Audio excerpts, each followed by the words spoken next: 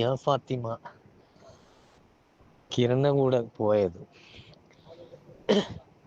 നിങ്ങളാ വീഡിയോ ഇട്ടത് അൽഹംദുലില്ലാ നല്ലത്. നായിൻ്റെ മോള അങ്ങനെ തന്നെ പറയാം. നോമ്പിന് റമദാൻ മാസം ഇറങ്ങിയിട്ട് പോയിട്ട് ആ പെണ്ണ് പറയുന്ന കേട്ടില്ല, വീട്ടിൽ ചെറിയ പ്രശ്നങ്ങളെല്ലാം ഉണ്ടായിന്, ലാസ്റ്റ് ഒരു വിധത്തിൽ ഇതില്ലാത്തതുകൊണ്ടാണ് ഞാൻ ഇറങ്ങി വന്നത് എന്ന്. റമദാനിൽ ഏതെങ്കിലും ഒരു വിവരമുള്ള പെണ്ണ് അള്ളാഹിനും റസൂലിനെയും ചവച്ച് കൊട്ടയിലേക്ക് വലിച്ചെറിഞ്ഞിട്ട് ആരെങ്കിലും പോവുക? ഓളെല്ലാം ലാസ്റ്റ് തൂങ്ങി മരിക്കും. അസ്സലാമലൈക്കും. ഈ റംസാൻ മാസത്തിൽ ഒരു മുസ്ലിം പെൺകുട്ടി ഒരു ഹിന്ദു പയ്യന്റെ കൂടെ ഒളിച്ചോടി പോയിരുന്നു. അത് ഒട്ടുമിക്ക പേരും അത് അറിഞ്ഞ സംഭവം തന്നെയാണ്. ഒത്തിരി സോഷ്യൽ മീഡിയയിൽ ഒരുപാട് പേര് അത് ചെയ്തിട്ടുണ്ടായിരുന്നു. നമ്മൾ എല്ലാവരും അത് കണ്ടതുമാണല്ലോ. അവളാണെങ്കിൽ കല്യാണം ഉറപ്പിച്ചവളാണ്, എൻഗേജ്മെന്റ് കഴിഞ്ഞവളാണ്, ഈ നോമ്പ് കഴിഞ്ഞിട്ട് കല്യാണം നടത്താനിരുന്നതുമാണ്. പക്ഷെ അവൾക്ക് അത്രയൊന്നും കാത്തിരിക്കാൻ വയ്യ. അതിനു മുന്നേ തന്നെ അവളൊരു ഹിന്ദു പയ്യന്റെ കൂടെ ഒളിച്ചോടി പോയി. ശരിക്കും സോഷ്യൽ മീഡിയ ഫുള്ള് വൈറലായ ഒരു വീഡിയോസ് തന്നെയായിരുന്നു അത്. ഈ ഒരു റമദാൻ മാസത്തിൽ ആ മാതാപിതാക്കളെ കണ്ണീര് ഒടിപ്പിച്ചിട്ട് അവൾ ഇറങ്ങിപ്പോയി.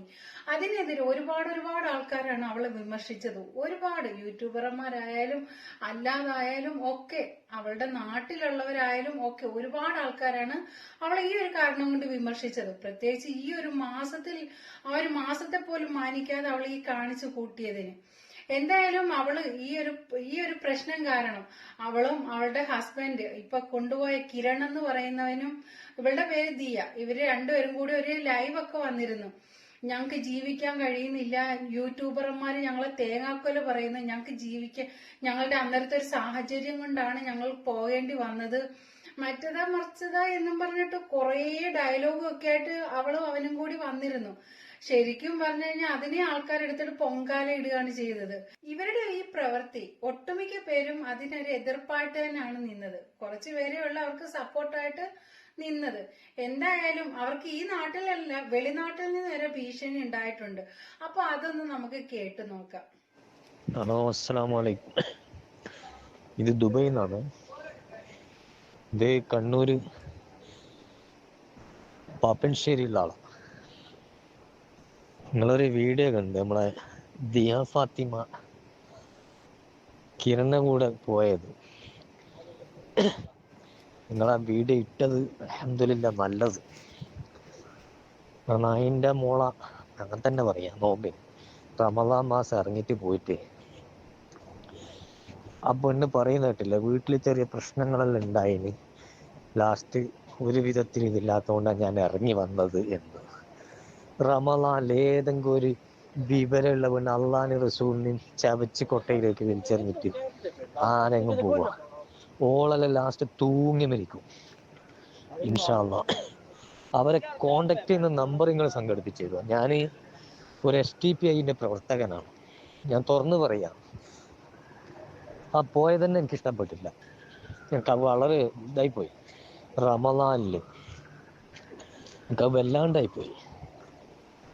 അല്ലെങ്കിൽ ഏതെങ്കിലും ഒരു മുസ്ലിം ചെക്കനാറ്റ പ്രേമിച്ചിനെങ്കിൽ വേഗം നമുക്ക് നിക്കാഹ് ചെയ്ത് കൊടുക്കാം. ഞാൻ ഇങ്ങനത്തെ കാര്യത്തിന് എതിരാണ്.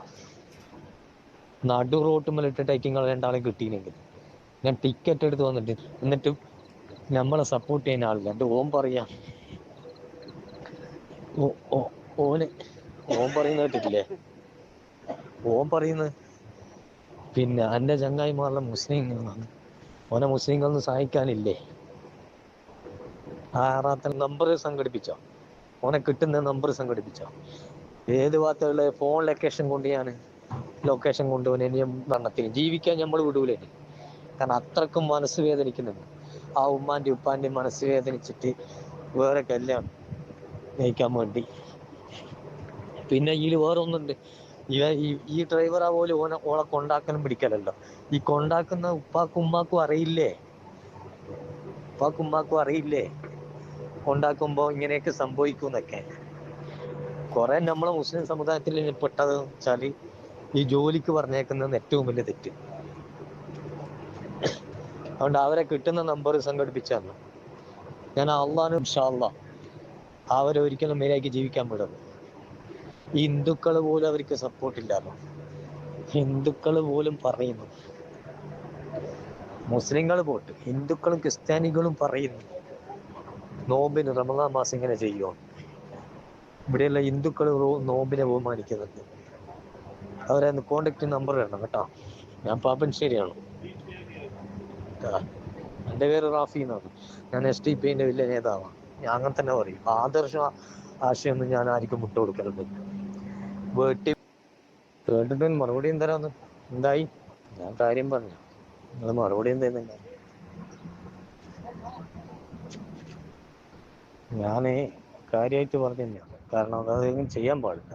മാതാപിതാക്കളെ കണ്ണീരുടിപ്പിച്ചിട്ട് അവൾ ഏത് സ്വർഗം തേടിപ്പോയാലും, ഈ ഒരു മാസത്തിൽ അവൾ ഏത് സ്വർഗം തേടിപ്പോയാലും അതൊരിക്കലും ശാശ്വതമാവാൻ പോകുന്നില്ല. എന്തായാലും അവൾ ഈ ചെയ്ത പ്രവൃത്തിയുടെ പേരിൽ ഒരിക്കലും മതങ്ങൾ തമ്മിലടിച്ച് കഴിയേണ്ട ആവശ്യമൊന്നുമില്ല. ഈ അവൾ ചെയ്തത് തെറ്റാണെന്ന് അവൾക്ക് തന്നെ ബോധ്യപ്പെടുന്ന ഒരു സമയം വരും.